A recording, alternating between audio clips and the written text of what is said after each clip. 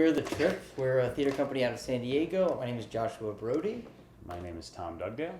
And we are bringing our show Orpheus and Eurydice to Theaterlab July 16th through July 20th. That's this week. So come check us out. So we produced this show originally in San Diego in December. Tom wrote, directed. He also plays Orpheus. I co-founded the company with Tom. I'm in the show and kind of producing. So Tom, maybe we could talk a little about why we sort of felt the need to reinvent the myth right now and what that means to you. Yeah. Well, I mean, I think it's really interesting, this whole idea that this story is so famous, and actually it's really only about 80 lines or so in Ovid, in its classical sources, that have made this thing so famous, and it's spawned a whole host of adaptations and reinventions from just a little itty-bitty story, actually. And one of the things that's most interesting to me about it is that is actually the character of Eurydice.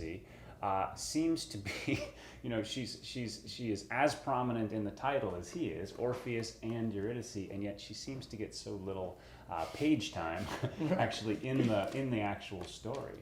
And so I actually was very interested in the idea of trying to find out more about her character, and that was one big reason I wanted to take this on. I guess also that it seems to be a great story for right now. It seems to be a really, really contemporary story about two young people in love, which I think is still happening. we hope it's still happening for all of you watching, and maybe for us. So it seemed to be really ripe for adaptation and redoing right now. And the other thing, I guess, so for those of most people watching probably don't know that much of our work, and we tend to sort of, in addition to new work and adapting things, come from a very personal place and make the personal universal and find that in the myth. But also in this show, we're using a lot of mixed media. We put these online videos, which you can check out on our website, www.thetriptheater.net. You can look at Orpheus and Eurydice's online courtship before, sort of how they met. And then, of course, the mixed media in the show and about how we use that a little bit, if you want to talk about that. Yeah. Well, I mean, I just feel like love, I feel like people are falling in love online. So I feel like if this is, according to the internet, according to some internet surveys, Orpheus and Eurydice are the fourth most famous couple, actually, behind Romeo and Juliet, Antony and Cleopatra, and Guinevere and Lancelot, which actually seem to be a pretty weak third, actually, Guinevere and Lancelot. But so it's a big time love story, and people are falling in love online, and we're taught, and also like our mythologies right now, so, like men and women are being born and dying, and we're documenting death and birth. Online, and we're talking in tweets and posts, and it's how we communicate. So it seems been this kind of breaking of these old standard classical modes, right? Having to repackage them in a new way, right?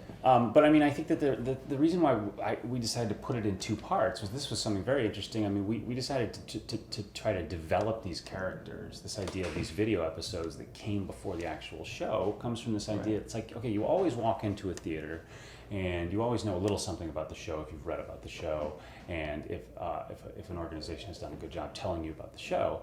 In this case, you come in with this enormous knowledge because this is an incredibly famous story. So it's sort of like, let's embrace that. Let's find a way to sort of theatrically deal with this enormous knowledge, and since actually you can't really theatrically deal with that. I mean, we can't go make a piece of theater for people in their living room before they come and see our piece of theater.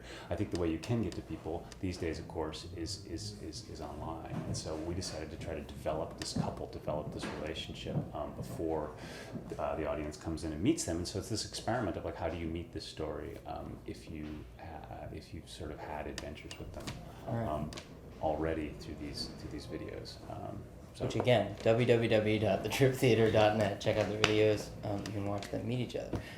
And we're so sort of glad and thrilled to be bringing it here to Theaterlab, where Theaterlab is sort of, we're very impressed and sort of grateful that they're hosting us and producing us, and they have this great history of experimental work and producing young artists and being so supportive. So we're sort of thrilled to be bringing the work to a wider audience in New York, right? And sort of to come from one coast to the other and be here at Theaterlab. I did a show here last year and got to know Orietta and these people, and it's been sort of wonderful.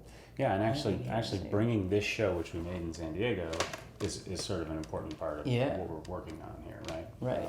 It's sort of like, and one of the things that we're sort of interested in the company in general is sort of like how making a piece of work then becomes tourable, and how do we then bring it to a wider audience, and what does it mean to sort of keep shows going and show them to different audiences, and how is that a model for making theater in contemporary America?